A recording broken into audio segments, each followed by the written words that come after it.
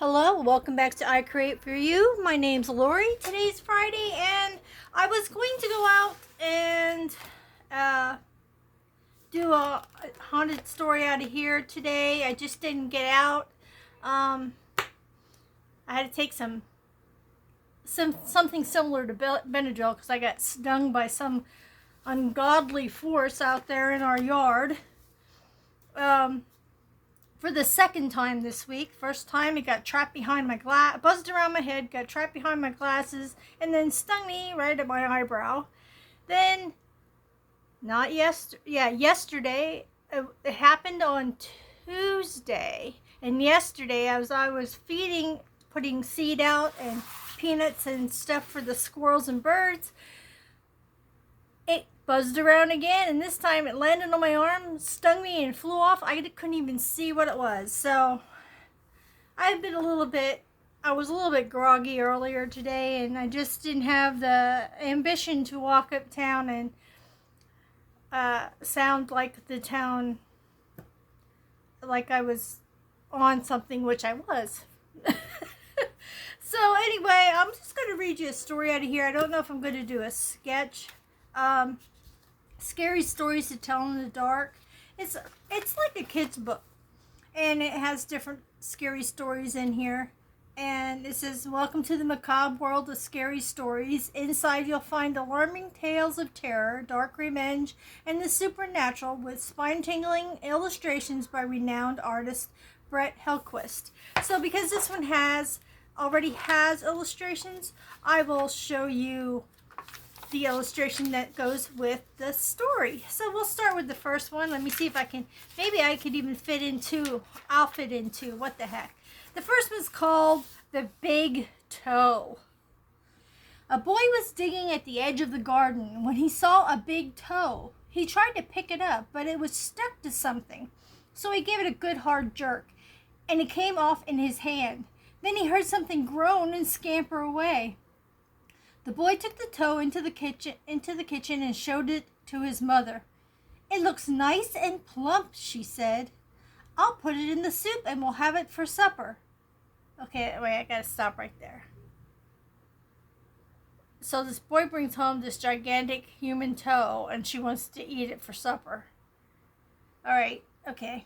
Now that I let that soak in. That night his father carved the toe into 3 pieces, and they each had a piece. Then they did the dishes, and when it got dark, they went to bed. The boy fell asleep almost at once, but in the middle of the night, a sound awakened him. It was something out in the street. It was a voice, and it was calling to him. "Where is my toe?" it groaned. When the boy heard that, he got very scared, but he thought, "It doesn't know where I am. It never will find me." Then he heard the voice once more. Only now it was closer. "Where is my toe?" it groaned. The boy pulled the blankets over his head, closed his eyes. "I'll go to sleep," he thought. "When I wake up, it will be all gone." But soon he heard the back door open, and again he heard the voice. "Where is my toe?" it groaned.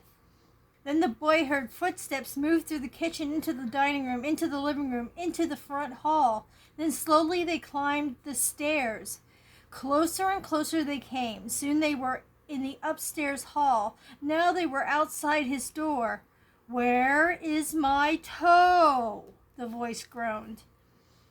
His door opened. Shaking with fear, he listened as the footsteps slowly moved through the dark toward his bed. Then they stopped. "Where is my toe?" the voice groaned. At this point,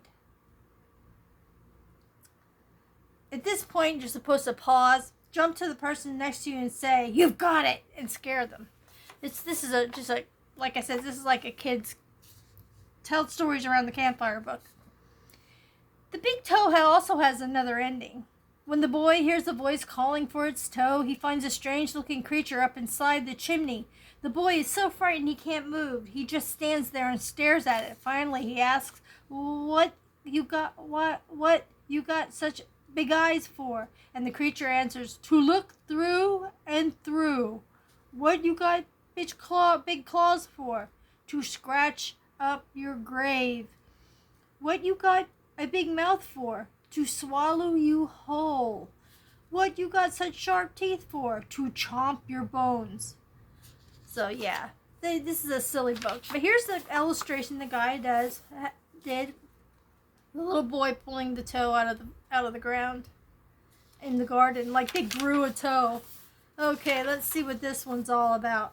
It's called The Walk, and there's just a little illustration. My uncle was walking down a lonely dirt road one day. He came upon a man who also was walking down the road. The man looked at my uncle, and my uncle looked at the man. The man was scared of my uncle, and my uncle was scared of that man. But they kept on walking, and it began to get dark. The man looked at my uncle, and my uncle looked at the man.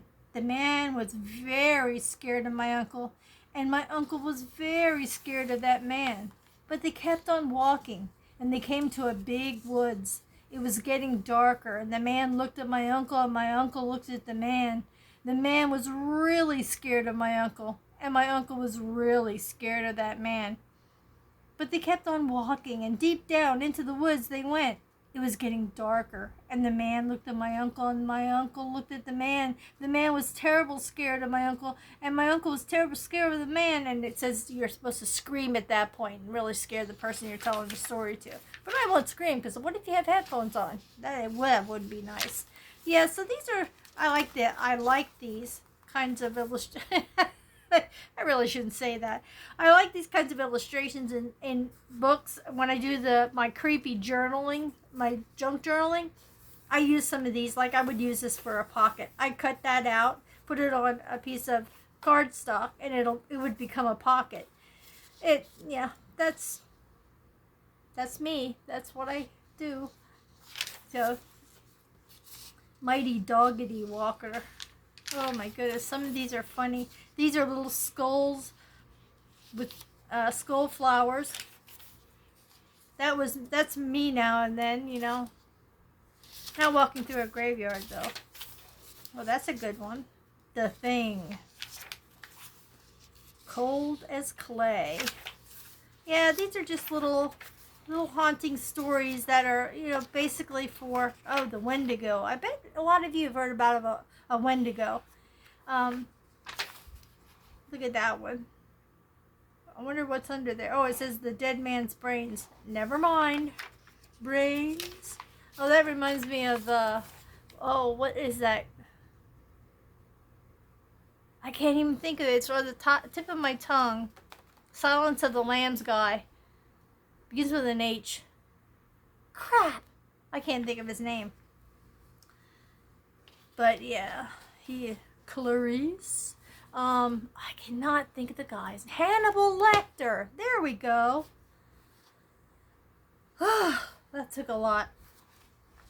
Yep, there's all different kinds of cool illustrations in here. That's a cute one. Wait till Martin comes. That's a cute one for my black cat. Would be a cute one for my black cat journal. Sticky bloody fingers. Ooh, that's not good. But yep. Let me see what it says here in sources. Oh, they got a big list of different books that these may have come from. The source of each item is given, along with variations and related information where available. The names of collectors and informants are given. Publications. Okay, yeah, it's a different kinds of where they got the books from. Let's hear what's about the illustrator. Brett Hellquist is a widely celebrated illustrator. His art has graced books from The Charming Roger, The Jolly Pirate, to Dickens' timeless A Christmas Carol, to the alarming New York Times best-selling A Series of Unfortunate Events by Lemony Snicket. He lives in Brooklyn, New York with his family. Well, he's pretty up there. And the author is known for more than 24 books of folklore for young readers that explore everything from wordplay and humor to tales and legends of all kinds. His collection of scary stories to tell in the dark, more scary to tell in the dark, Scary Stories 3 and 2, I Can Read Books in Dark, Dark Room, and Ghosts are just one part of his matchless folklore collection. Yeah, this is a cute little book that I found. I usually use these kind of books for their illustrations, like I said, for my junk journals. But I just thought I'd pull it out and tell you one or two of them, just so you had something. And I'm sorry that I didn't get out and get to the Hamburg Haunted Ghost Stories, but I will make it a point to do so. Monday we will have one for sure. I'm hoping to get out Sunday and do one at a covered bridge. So I don't know how many of you have covered bridges in your state and your area, but they're quite common in our neck of the woods. There are quite a few, along with one-room schoolhouses. We have tons of one-room schoolhouses around here. My mom and my aunt and my uncles all went to a one-room schoolhouse in the Kempton area, which isn't too far from here. And for some reason, my daughter always had a fascination with one-room schoolhouses. She says, I'm going to live in one day. Well, she hasn't yet, but there are plenty of them around that have been converted into homes. So maybe one day she'll get to do that. I don't know. But, yep. I'm pretty sure they would have some kind of scary stories about those, too. I have to look that up. But there are quite a few around here. If you don't ever have any in your area or have not ever heard of one, I could take pictures of the ones that are around here and post them so you know what I'm talking about. Or you could Google it. Doesn't matter. Either way, I can provide. So thanks so much for stopping by. I hope you enjoyed these little silly stories. I wish I had something better for you today. I wish I would have been out and about. But I just wanted to do something anyway. I just didn't want to leave you guys hanging. And hopefully, let me show you my arm. This is where I got stung. I don't know if you guys can actually see it. This is where I got stung. And it's just itchy. But, yeah. I'm hoping Mark can get out there in his bee suit and eradicate that sucker. Anyway, thanks so much for stopping by today. Please give me a thumbs up if you liked it. Thumbs up if you liked it. Subscribe if you haven't already. And I will see you Monday for another scary story and scary spot in my hometown of Hamburg, Pennsylvania. Stay happy, stay healthy, stay creative, stay colorful, stay creepy, stay kind to yourself, stay true to yourself, be kind to others, and stay tuned for my next video. Hope to see you there. Bye-bye for now.